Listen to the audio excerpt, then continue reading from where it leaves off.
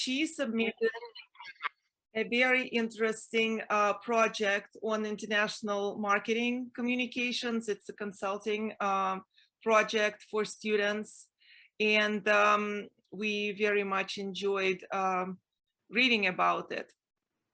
It's called Don't Blame Bats, and it has to do with the misconceptions we developed about bats on the kind of as the aftermath of the pandemic. So the second entry is by Dr. Madhu Viswanathan from Loyola Marymount University. And he submitted a very interesting project on global virtual immersion. It kind of really brings life of people in other parts of the world to the classroom. So very interesting project indeed. The third one, Dr. Vanessa Hasse from AIB Business School in Canada, submitted project on transformative learning. I personally liked it very much. It kind of allows students to question their assumptions and then think critically about what they hear. Fourth project, Dr. Maria Elo from University of Southern Denmark, and Dr. Lasse Torkeli from Lappeenranta-Lahti University of Technology in Finland. They submitted a project on entrepreneurship class that is focusing on United Nations Sustainable Development Goals. And last but not least, Dr. Jürgen Bleicher and Dr. Andrea Honal from Baden-Württemberg Cooperative State University in Germany, who joined forces with Dr. Paul Forster from Kiel University in Britain and Dr. Emil Vilinov from Škoda University in Czech Republic. They submitted their project on blended learning and international cooperation. This is kind of a multi-country project, very, very interesting indeed. So it was very difficult for us to actually pick a winner because all these projects were incredibly inspiring and very, very essential for student development. So we decided that, you know, we have to pick the winner, and we think we picked the best one of these projects. The winner is Dr. Madhu Viswanathan with his project on virtual immersion. Congratulations. Very impressive stuff. I actually was inspired. So now I will ask Dr. Viswanathan to say a few words. And I think I have to stop sharing the screen so that he can share his. Thank you, Daria. Thank you, Ausrin. First of all, I want to say I'm so grateful to all of you. This is such an honor, and I'm really honored to just be here. I also wanted to point out, Daria, you said my name as well as it's humanly possible to if you're not from South India. Thank you. Madhu Viswanathan. It is perfect. And, you know, as you know, in India, in each state, we have our own idiosyncratic names. But it's just wonderful to be here. I also want to take this opportunity to tell the story of my journey, and if you don't mind, just put you in the place of our learners. And Daria and Ausrin had kindly given me about 10 minutes to do so, and I will do that very carefully. Is that okay, Daria, if I go ahead? Yeah. Thank you so much. Thank you so much. I just wanted to start off with a couple of 360 videos, and just very quickly putting you in in the place of our learners. And so these are some of the videos that we have produced over the years. And here you're going to be in a small hut in a Maasai community, an isolated tribal community in Tanzania. And what I'd like you to think about is if you were a learner in a class and you were asked to develop bottom-up understanding from this context, and if you're rooted in this context and asked to then say, okay, use that understanding to develop a solution and perhaps, a business plan as well. So it's a number of ways in which we can use this kind of content. Of course, it's no substitute to actually being there, as you folks know, given, your emphasis on global work. But here's an example. Right?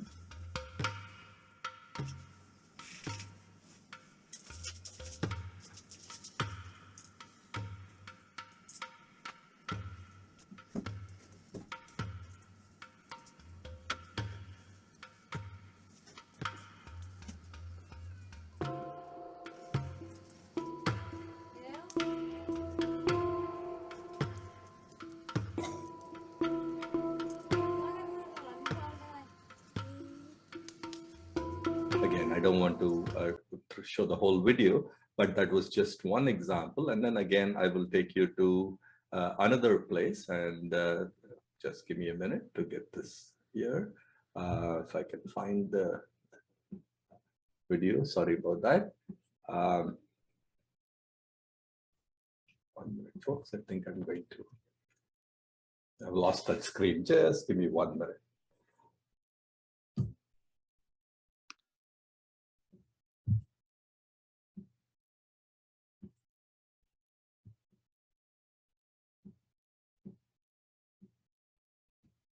There you go. Now let me find Zoom and come back to you.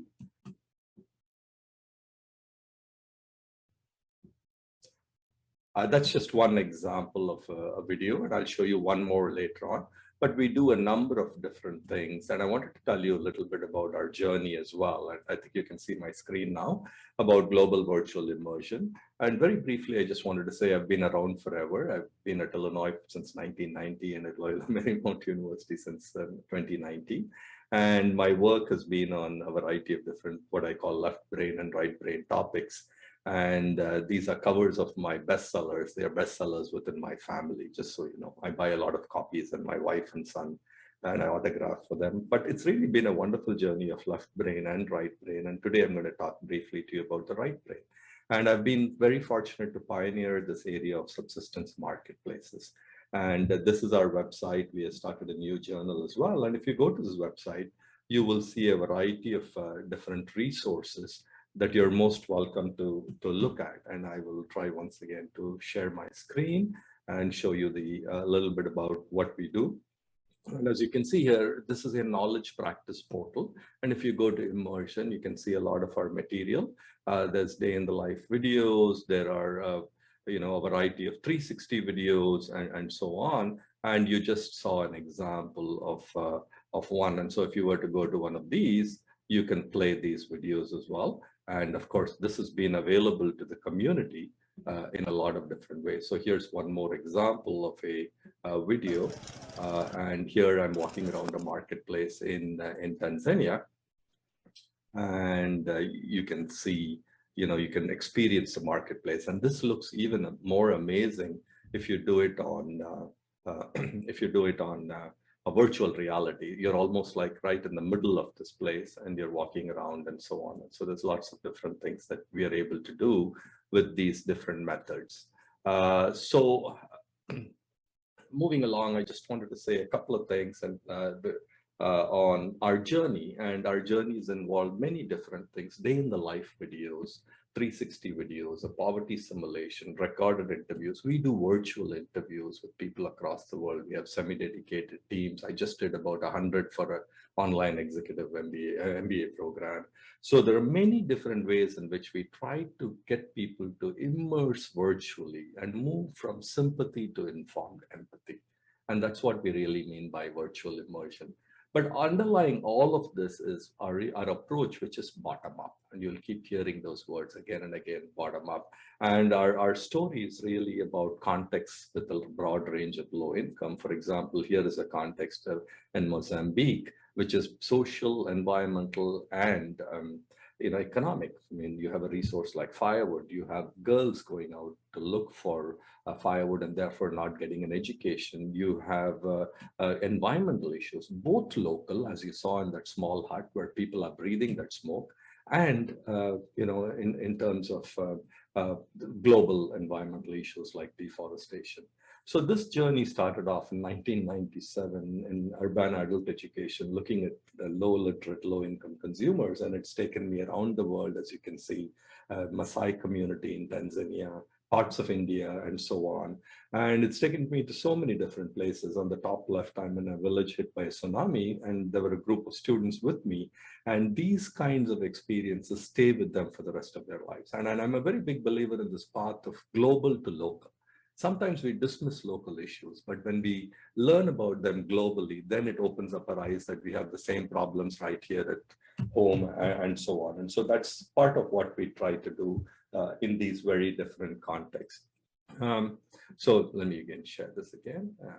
And so these are some of the contexts where we work around the world.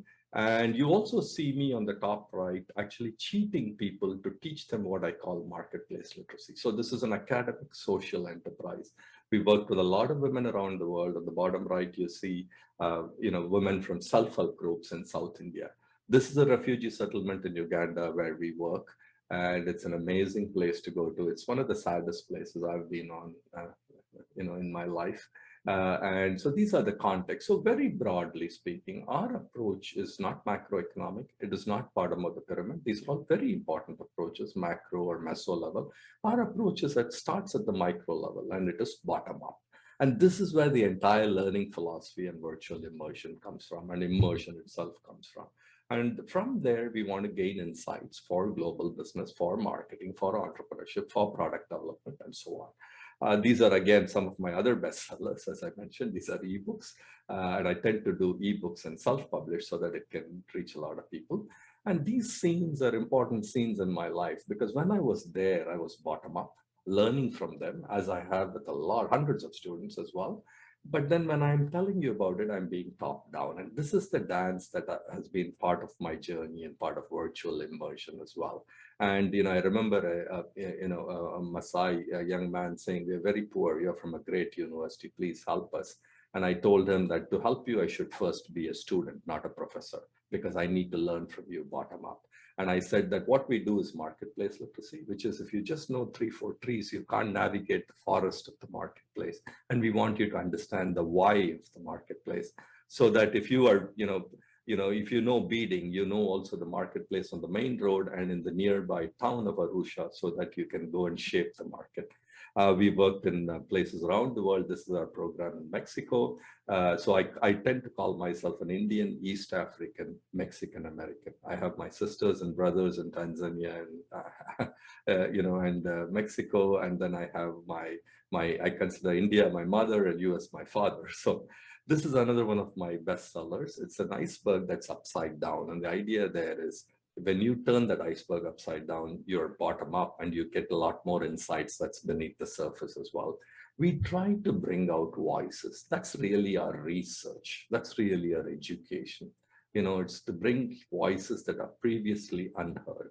And it is a unique model, I believe. It's a symbiotic academic social enterprise. It is not action research. It is about really this parallel enterprises moving forward, and marketplace literacy is our focus, with a lot of beneficiaries around the world, mostly women. And then education, I've been very fortunate. We reached about 1,000 students a year at universities, and then many more online as well. And then, of course, the research is the foundation. So those are some of the things we do. And then we have deep engagement in a number of different parts around the world. And these are some of the ways in which we have impacted in a small way. I'll only say this though, what we do is so small. What the women do with what we offer, which is understanding the why of the marketplace, is amazing. They amplify, they multiply it. They become entrepreneurs. And so it's always amazing what they do with the little that we do for them. So in terms of our educational philosophy, the orientation is envisioning a better world and the associated challenges. We never, ever take out economic sustainability. It's always that along with environmental and social. And our focus is on subsistence marketplaces, which is a broad range of low income, all the way from extreme poverty to the cusp of lower middle. And our approach is bottom up. And that's how we've gone about it. We've worked with a lot of different entities, and it begs the question, why are they interested? Because sometimes when we used to work on class projects, the large corporations would say, nobody gives us this 2-acre farmer view of the world or the low-income homemaker view of the world that you start out with. And so we are very happy that it has been of some help to them as well. We've been involved in service learning. So one way to summarize bottom-up is the show Undercover Boss. The CEO goes to the bottom of the organization and learns. And that is another way to capture bottom-up. And another way I would capture bottom-up is from Anthony Bourdain, who used to have these amazing conversations about cooking and culture around the world that would elicit so many insights, local insights as well. So very quickly, I would say often global business is cross-cultural, but we are arguing that the vertical and the diagonal dimension, and we are not the only ones arguing, of socioeconomic status adds a whole dimension of global business as well. And so we are really at the intersection of income, literacy, and culture, among other things. And we believe that, you know, the way we describe it is we are at a confluence of uncertainties in day-to-day life with climate change, with technology that may or may not solve these issues in time. And then we are at a confluence of unfamiliarities as researchers, educators, and so on. And that is what we're trying to solve. And you can replace the word subsistence marketplaces with sustainability, and we still have the same outcomes as well. And so, again, some of the things we're asking is, you know, how does understanding a low-income segment help a higher income segment? And you've heard the term reverse innovation. We call it upward innovation. You can take telemedicine, you can take M-Pesa. These are more advanced in developing low-income contexts than they are in other contexts. So we want to overlay global business cultural orientation with low income. We want to introduce this idea that you start with the micro and move up in terms of what it means for the meso and macro. And you want to bring local culture into the picture, which is very different. You want to understand culture, you often want to go to the low income where culture is preserved rather than the middle or higher incomes. And so some of the things we look for at the micro, meso, and macro levels are over here. I would also argue that this is the typical global business model, or it used to be at least, and the environment, political, and so on. And of course, I don't mean to make a semantic distinction, but I think the environmental is now its own box with climate change. And so really the global context has to have that separate box called the environment as well. So let me just conclude with a few images. This is again a picture from Mozambique. And I look at this and I think, well, it's happening now, but it's far away. And it's not probably going to happen to, you know, me. It's going to happen to others who are not like us. So I create a distance, a global distance in my mind. And then I look at this and I say, well, in North America, at least, it seems a little closer. I'm reading about melting glaciers and so on. Well, this seems a little closer. And then I see this, which is Hurricane Katrina in New Orleans. I see the disaster with the Gulf oil. It's not a spill, it's a disaster. And then I think, well, you know, this is closer to home. I know it happened and so on. And so I'm able to relate to it better. I feel less distance. And this I want to pose as the ultimate conundrum for me, which is in subsistence marketplaces, people live their environment. So if they throw plastic, it'll block sewage and, you know, it's going to affect them. But even then they envision the medium term to survive. So, you know, I met an elderly woman in a marketplace in Tanzania who was selling firewood apologetically. She said, I didn't cut any green branches. It was already fallen on the ground. And so people know that the trees won't be there, you know. But on the other hand, the dilemma is that in advanced marketplaces, we think these problems are far away. Although I hope the pandemic brings some enduring lessons, we'll have to wait and see. But we have the ability and resources to envision and to bridge these distances. And I hope virtual immersion is part of that. So in subsistence marketplaces, people may be unable but willing, and our challenge is, are we willing to take on these global challenges? And can we bridge these distances to create sustainable global innovation? So I'll stop there. And again, I'm so grateful to you. I'm so honored. I have been very fortunate to win a number of awards, but I really appreciate how much effort was invested into this award and how much you have celebrated it. Thank you so much. Thank you very much, Professor. I think everyone can agree this is an incredibly interesting project. And I will be reaching out to you about our next steps. First of all, we will have to actually make sure that you get your award. Yeah. But more importantly, we would really like to make a kind of a webinar so that you can share your insights with everyone. I think we have about 20 minutes left. And I was thinking that we can allow for few questions from the audience. And then we can move on to the general discussion if you would like. And if not, then we can continue with the questions to Dr. Vishwanathan. So I will kind of pull the rank here and ask the first question. So if I want to teach my students about the issues that you are highlighting, I looked at your website, and you know, there are these videos that students can see and really get this immersion into the life of people across the globe. What kind of assignments or teaching tools are you using to make students reflect on what they see? That is such a wonderful question, Daria. I teach this in so many different formats. Right now, I have 800 students each year at LMU, first year undergrads. I teach a course called Business for Good, which is fundamentally global. And there I do a very structured project from beginning to end, including virtual interviews. I'm very happy to share all of that with you all. So I start off with a poverty simulation, and then they write a reflection. What did they do? How did they feel?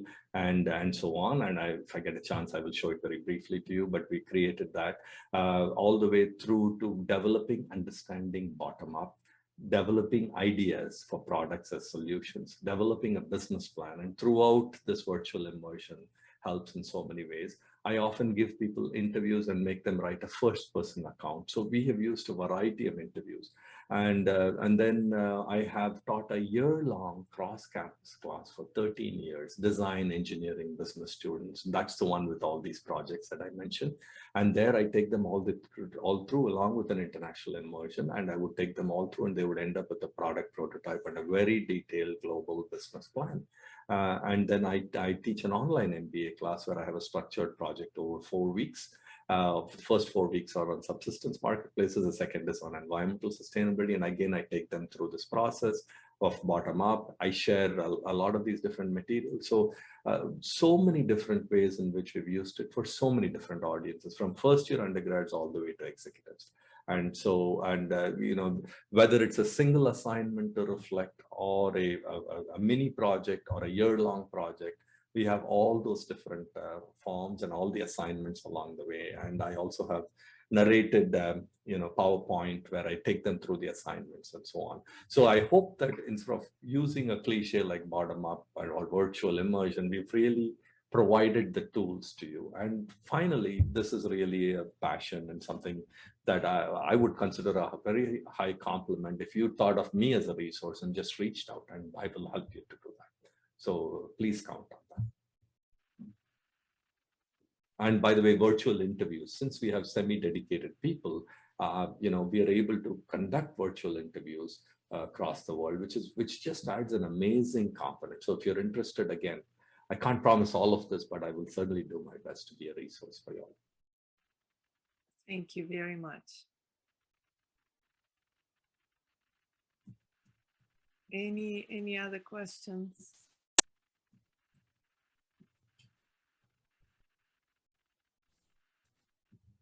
Okay, well, I have a question. Oh, yes, Carla. Thank you, Daria. Congratulations to all participants, and obviously, Madhu, congratulations for your project. And Madhu, I have maybe a common question for you, because I am thinking about to replicate your project or what you are doing in your teaching experience. And I would like to know a little bit more about the role of the woman and the role of the culture in your project. How can we replicate if we are in a global world with different, with the topic of the culture and also the different attitudes and roles of the women? Thank you, Carla. Thank you so much. I just wanted to say, this is why bottom-up is important, that each context is distinct. I've worked quite a bit in Mexico. My hermanas are in Mexico, quite a few of them. And I just wanted to say how different each context is. Our approach both to education for our learners and education for the communities is bottom-up. So I am on the community side. We didn't take marketplace literacy from US and plunk it in India. We said, no, let me start again bottom up.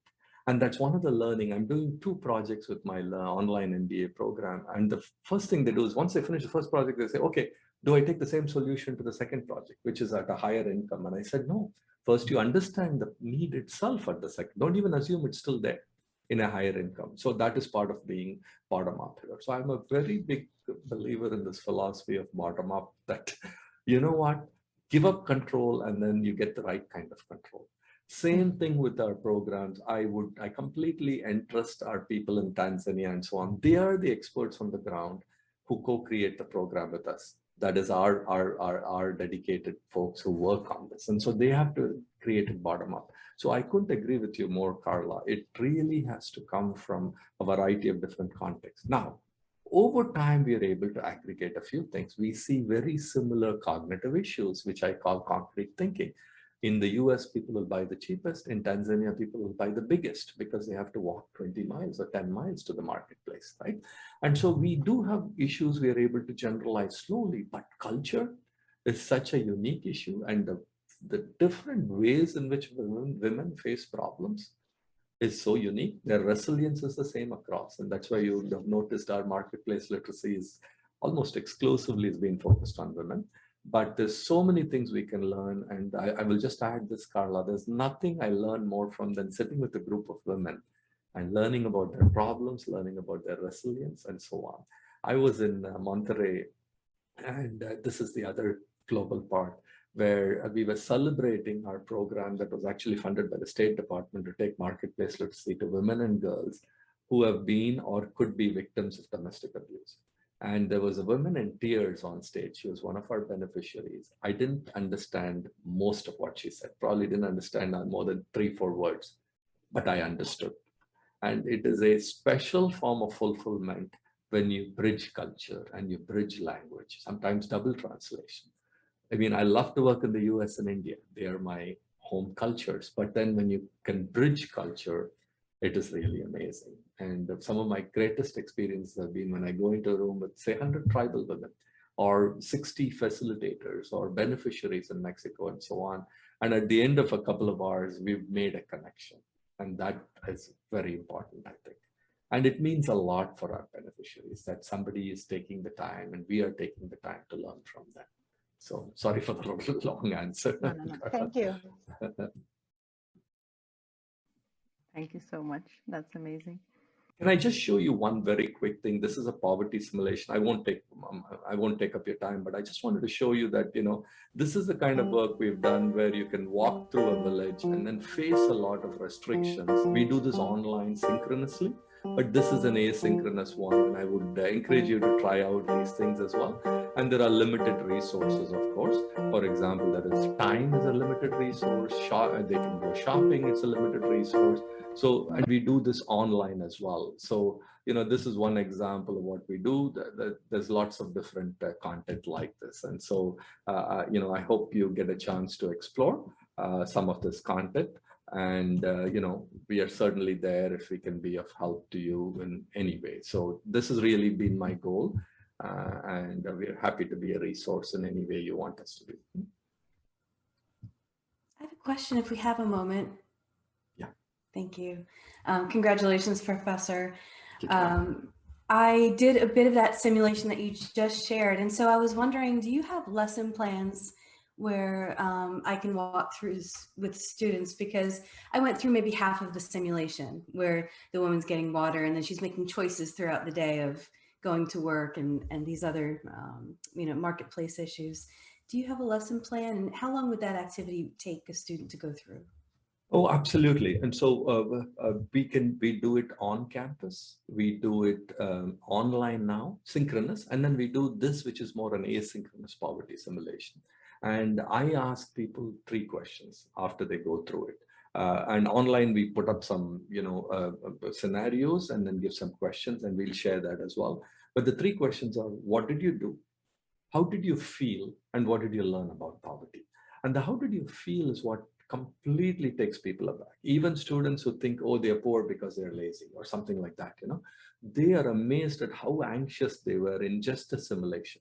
And then the best, of course, is just like an international immersion when we do it on campus. Hopefully we'll go back to that post-COVID, because there they just see the flurry of activity and all of that happening with 50, 60 students and people playing different roles and so on.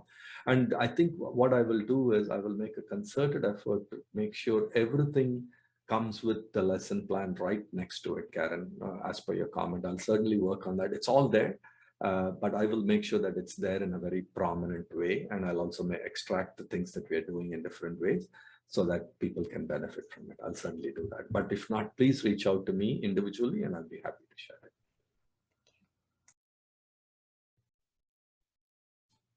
I just want to add a little bit about kind of the same thing. When I was looking at these things, I was always kind of reminded about discussions I have with my students. And, I am new to the United States. I was actually born in USSR. So I've seen things around the world.